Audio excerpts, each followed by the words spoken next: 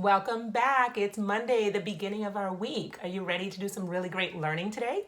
Great, let's get started. Okay, last week we read the story of Sylvester and the Magic Pebble. And we had so much fun digging inside that book. Well, today I have a new story for you. Are you ready to see? Dun, dun, dun, dun. Corduroy, one of my favorite stories, okay? Let's find out what we're going to do with the story of Corduroy. That means we need to look at our learning targets. We have 2 today. Our first learning target says, I can identify characters in Corduroy. That's the first learning target, first thing we have to do. Our second learning target says, I can identify the main character in Corduroy. Okay, so we're going to be talking about characters in this story. But let's stop for 1 second. Let's think about what characters are. So characters are the people, the animals, or things that are inside a story. Okay, how do we know something is a character? Yes, because characters think, they talk, they move, and they have feelings. Okay, that's how we know. So if you see a person, like a mom, a dad, a boy, a girl, a neighbor, okay, a grandma, a grandpa, an uncle, anyone like that, a teacher, a scholar that's moving, talking, having feelings, thinking, they're a character. Okay, if you see a dog, a cat, a lion, a bear, a fish, a monkey, okay, talking, thinking, moving, having feelings, it's a character. Things, if you see a pencil, a cup, a chair, a backpack, thinking, talking, moving, having feelings, it's a character too. Think about the show Dora. Doesn't she have a backpack on her back? Yes. Does her backpack talk? Oh yeah, her backpack talks. So her backpack can be a character in a book because the backpack is talking. Okay, that's very important for us to remember. Second learning target says that we have to identify the main character in the story. Okay, so the main character is a character. The main character is going to think, talk, move, and have feelings. But the main character is special because the whole story is about them. Okay, and we can tell the main character because the main character is on almost every page. So every time you turn a page, you might see the main character. They're the most character that you will see in the book. So that means that they're the main character. Okay? That's important because we have to do lots of thinking today. We're going to do the first part of our learning target together, finding characters, but then the second part of our learning target, you're going to do on your own, thinking about the main character in the story. So you getting ready to listen to this wonderful story, one of my favorite stories? Okay, Corduroy by Don Freeman. Now, Don Freeman is the only name on the cover of this book. That means that he's the author and he's the illustrator of this story. What does the author do? Yes, the author writes the words. Remember, I'm going to keep checking that. See if you remember. What does the illustrator do? The illustrator draws the pictures. Good. Here we go. Story of Corduroy.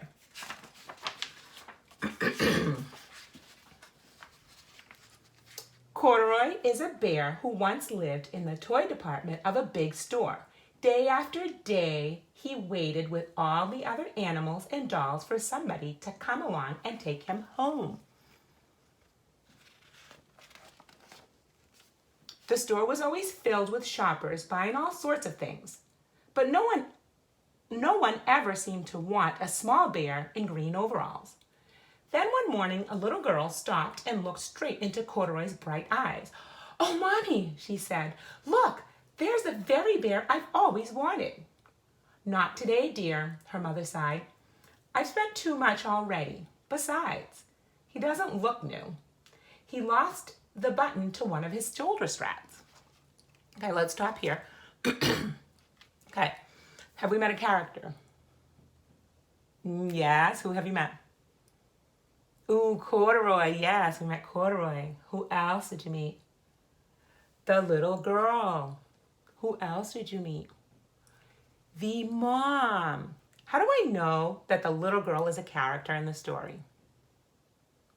Yes, she's talking to her mother. How do I know that the mother is a character in the story? Yeah, she's talking to the little girl. And how do I know Corduroy is a character? Is he talking yet? No. But what is he doing?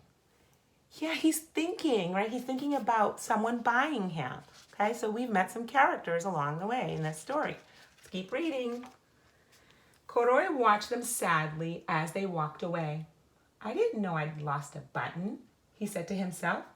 Tonight I'll go and see if I can find it.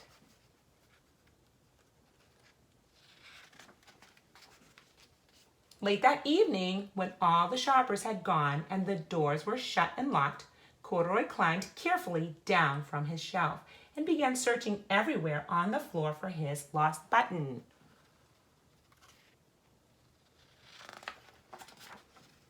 Suddenly, he felt the floor moving under him. Quite by accident, he had stepped onto an escalator and up he went. Could this be a mountain, he wondered? I think I've always wanted to climb a mountain.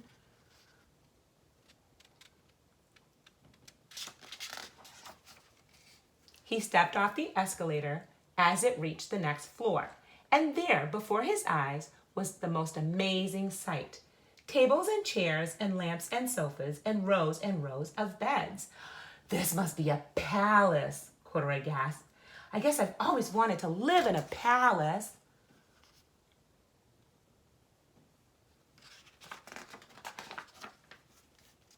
He wandered around, admiring the furniture. Admiring just means really liking. This must be a bed, he said. I've always wanted to sleep in a bed. And up he crawled onto a large, thick mattress. All at once he saw something small and round. I think Corduroy thinks it might be, yeah, maybe his button. Let's see.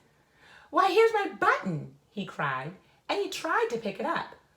But like all the other buttons on the mattress, it was tied down tight. He yanked and pulled with both paws until pop! Off came the button, and off the mattress Corduroy toppled, banged into a tall floor lamp. Over it fell with a crash. Corduroy didn't know it, but there was someone else awake in the store. The night watchman was going his rounds on the floor above.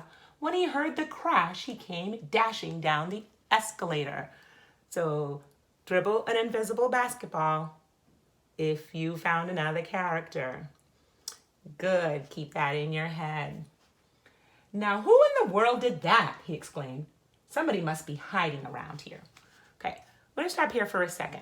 I have a question for you. Can the flashlight be a character? Let's think. What do we know that characters do? Ooh, characters think. Is the flashlight thinking? No. Characters talk. The flashlight talking? No, the flashlight's not talking. Characters move. Is the flashlight moving? No, the flashlight isn't moving. And the characters have feelings. Are we hearing about the feelings of the flashlight? No, so the flashlight can't be a character. Okay?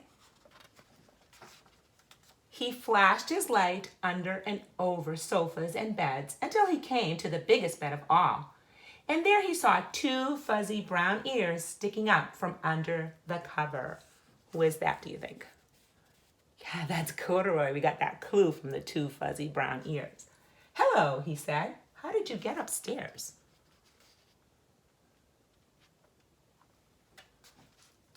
The watchman tucked Corduroy under his arm and carried him down the escalator and set him on the shelf in the toy department with the other animals and dolls.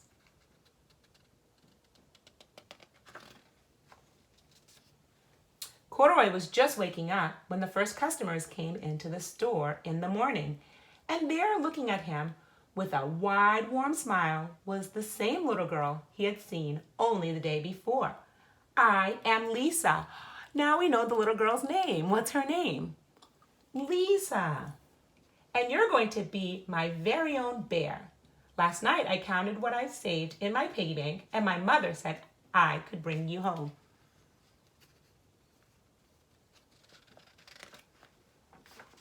Shall I put him in a box for you? The sales lady asked. Ooh, invisible basketball. If you met another character. Good, keep that in your brain. Oh, no, thank you, Lisa answered, and she carried Corduroy home in her arms. She ran all the way up 4 flights of stairs into her family's apartment and straight into her own room. Corduroy blinked. There was a chair and a chest of drawers, and alongside a girl-sized bed stood a little bed, just the right size for him. The room was small, nothing like that enormous palace, enormous means really big, in the department store. This must be home, he said. I know I've always wanted a home. Lisa sat down with Corduroy on her lap and began to sew a button on his overalls. I like you just the way you are, she said, but you'll be more comfortable with your shoulder strap fastened. So what is Lisa doing? Yeah, she's sewing his button back on. You must be a friend, said Corduroy. I've always wanted a friend. Me too, said Lisa, and gave him a big hug. Okay?